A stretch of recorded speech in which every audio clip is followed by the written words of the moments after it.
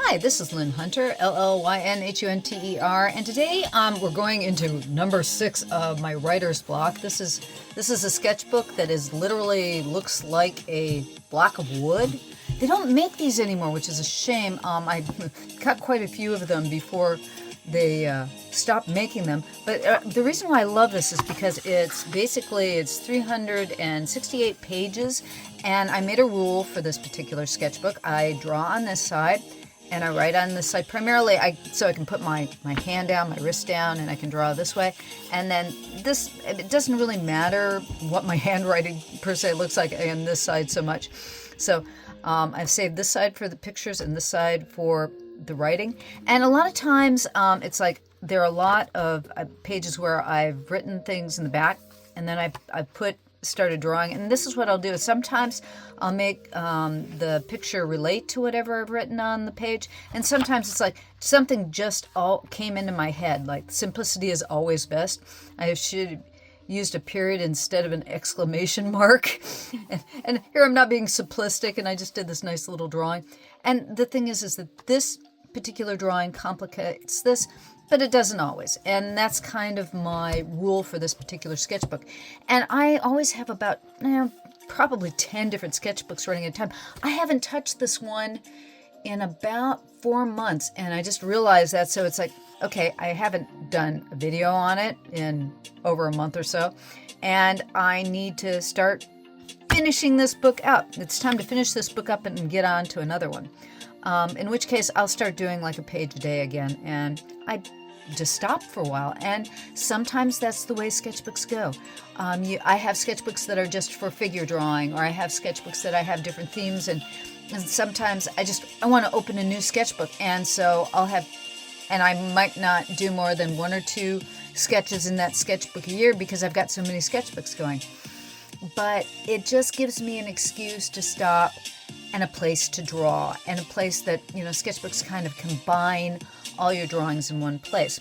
This particular one, always try to learn from your mistakes, and when you don't, forgive yourself while trying not to do it again.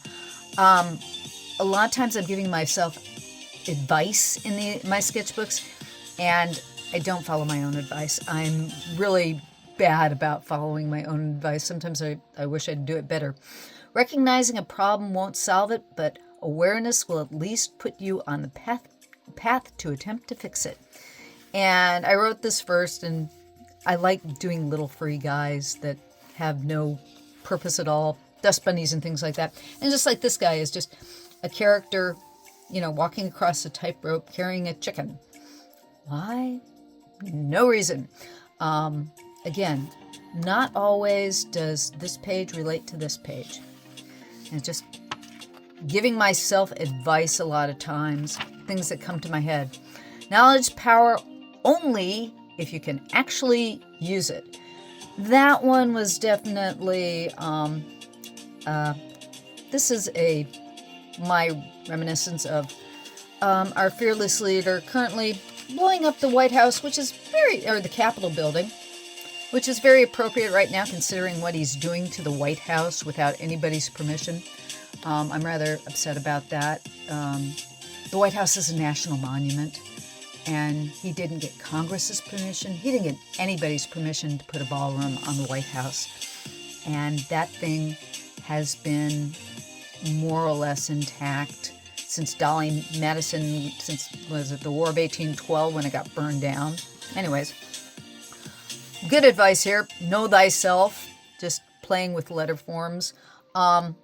I consider my totem, one of my animal totems, is a bobcat. So that's kind of a self-portrait. And me being pissy. Okay? It's only a fall if you don't get back up again.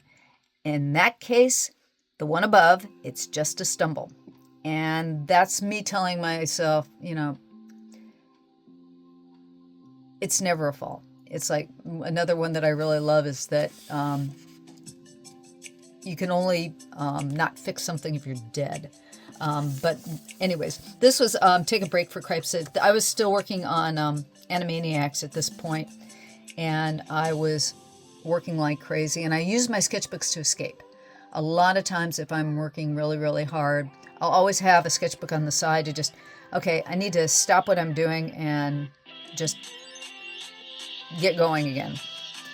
So that was while I was working on Animaniacs and the latest iteration of it, and I was I was using Yakko to just tell myself to stop for a moment. And this was the gods are so full of themselves, they claim all power and immortality, yet do not exist without human worship. And this was, I accidentally did a little bit of yellow that I accidentally dropped on the page, so I smudged it over here as well. This is an Apollo. And I love mythology, and I love gods, and I love the myth of gods. But I've been actually an atheist since I was 7 years old. And for someone who does not believe, it's like not believing in Santa Claus to me. And if you are a person of faith, you have every right to believe in what you want to believe in, but that's just me. When the game becomes a job, find the fun and make the job a game again. And that comes from A Spoonful of Sugar. If you've never seen Disney's Mary Poppins, one of the best songs in it, the introduction to the song is basically that. When you have a job that has to be done and you just don't want to do it, find something fun in it and make it a game. And it was just, I wrote that down, and I did some Parcheesi pieces that looked like they were in Zen positions. And this was, I had the worst migraine. So I just drew this out because that's my image of my migraine. And that's when I wrote, when you have good health, you have everything. You only realize that once you're without it. I never had migraines when I was younger. It wasn't until I got older that I occasionally get a migraine headache. And they're more like sinus headaches. I get them about once every 4 months. And, excuse me. And that was me with a migraine and just drawing some pills in an empty space that was below my rating. Is the cost of fame worth the price of the ride? And is it work or luck that gets one there? And that was one, it's thinking about, what was the Warner Brothers frog? If you ever see the old, I think he's used twice in cartoons. If you've never seen the episodes where there's a frog and all of a sudden he starts singing all these amazing songs and a guy finds him and tries to make money out of him every time he pulls him out of the box.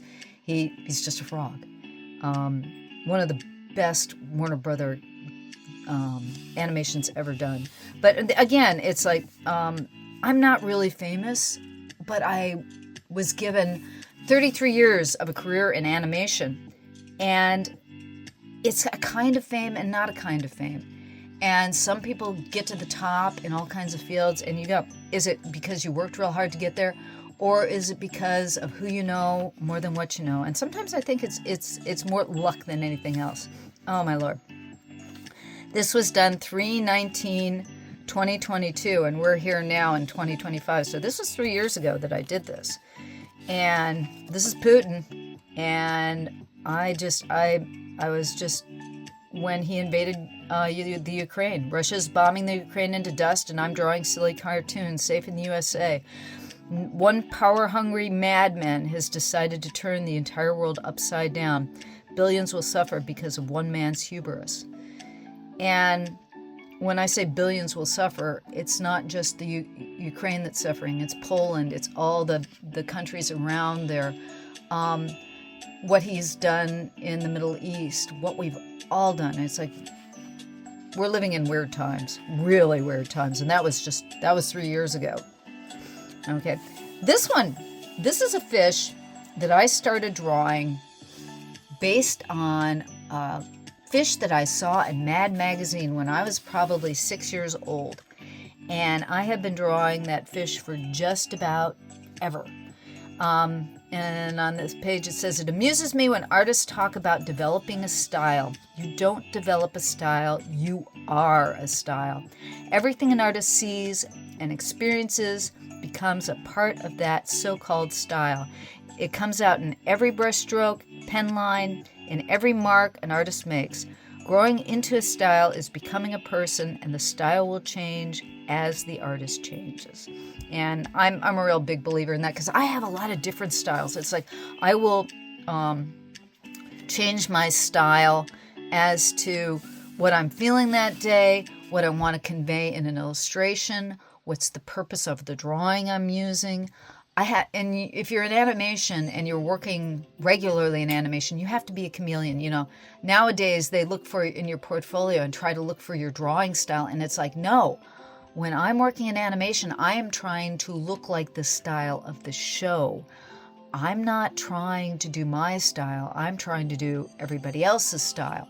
So now that I'm able to work my own illustrations, my own artwork, I'm not doing somebody else's style. And it's kind of interesting, because I realized I haven't been able to do my own styles for a long time. And it's a lot of fun to start really working into what I want to do. But the style is actually